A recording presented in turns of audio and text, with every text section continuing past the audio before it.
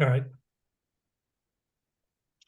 Hi, folks. This is Richard Ricky Garcia, and as part of our effort for the Skywriters Making a Difference campaign, I thought it'd be fun to reminisce, record, and share stories from our drum corps days. I'm joined here by the amazing Mike Lenny, lead soprano of the 81, 82, 83 Skywriters.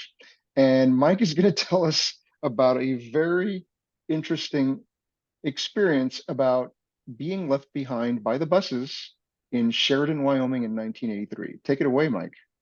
All right. Yeah, it was the end of tour, and our next stop was Hutchinson, Kansas, and something happened to one of the buses. And we were young enough that we really didn't care. We just knew the bus wasn't going to run. So I remember Tut Hill and the crew, they got everyone together and said, we're looking for 30 to 35 volunteers to stay behind while the bus gets fixed. And then by the time you get back to Hutch, it'll be time to start working again. The little Uh, tour break could be over with. And so being young and the glorious moment where you never have to make plans for anything. And now we plan our lives out like 10 years in advance. But it was like we had no idea what we were going to do when we got back to Hutch. We were just going to crash at someone's house or whatever. So we volunteered to stay. Now, poor Phil Clements, he didn't have a choice at that point because we were his Uber rides of the day. You know, he rode in our cars because he was only 15 at the time. He didn't have a driver's license, and we needed to take care of him because. And I'll throw in this story. When we wanted to get him to come to the Skywriters, because he was first chair in the All-State Symphony on tuba after playing tuba for 6 months. Think wow. about that for a second. He never made the All-State band because he was first chair principal tuba for 4 years in the All-State Symphony in Team EA. Wow. So I knew I had to have him. So I was a freshman in college. Russell was a freshman. Phil was a freshman at Iowa Park. So we called his mother, Francine Clements, who's a good friend of my mother. Iowa Park's a small town. And so we took her out to dinner and we convinced her that we would take care of him because at the end of it, she goes, all right, I'll let Phil go with you guys because I trust you and I know that you'll take care of him. But if you're listening to this, you know this story. Phil said, as soon as we got to Hutchinson, he just got absorbed by the contra line and we never saw him again. so so Francine would probably be horrified that he just kind of did his thing up there. He lived with us, but it was like, yeah, get to rehearsal and go do your thing, Phil. Oh, Um, but no, we stayed behind, and the YMCA was kind enough to allow us room an activity gym. You know, it's kind of like little kids play in. It's not a full size basketball gym, but it was carpeted.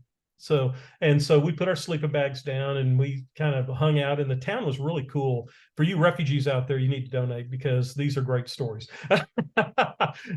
But they took us in, like the VFW cooked us breakfast, and the wow. Methodist church ladies cooked us dinner and chicken and dumplings, and they just took us in because they felt sorry for us. But here's where things went sideways. Russell and I and a few people of age decided to walk down about 6, 7 blocks, because a little tiny town, by the way, to go to the bar. And so we went there, and Russell got a little tipsy. We were all tipsy, but Russell didn't really handle his alcohol as well as I did. I'm still to this day, I really hold my alcohol well. And so we got back, we all went to sleep about 3 in the morning or 2 in the morning. He goes, Mike, what? I got sick. So we look, and I kind of had we kept a little flashlight because that was before phones, you know. So we look, and oh, he's thrown up, he's gotten sick. And so we clean it up the best we can, you know, try not to wake anybody up. In the morning, we go to the front. You know, it's 9 o'clock. The person comes for the desk at the YMCA, and we go, yeah, we spilt a Coke in the activity room, and we were wondering if y'all had like a carpet shampooer or something like that. So he goes, oh, let me check it out. I'm thinking, oh crap, I wish you'd just given us the carpet shampooer. And so he comes out and he looks at it and he goes, that's not from Coke.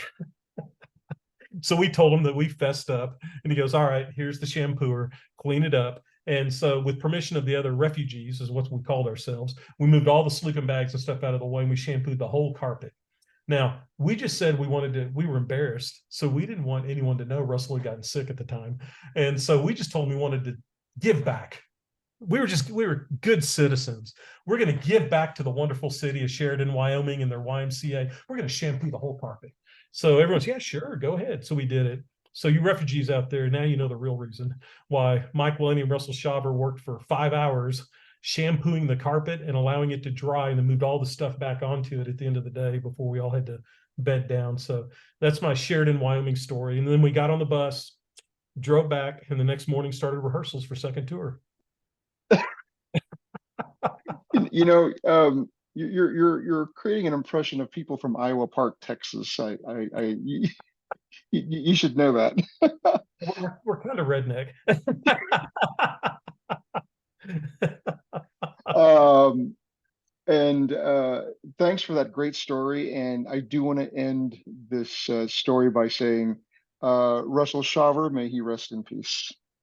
A great friend of mine. He was best man at my wedding. I was best man at his wedding.